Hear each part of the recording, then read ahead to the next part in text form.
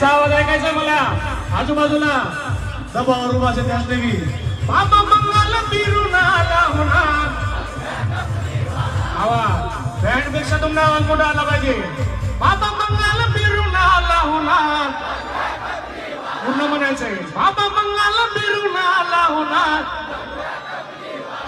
बाबा मंगल फिरून आला होणार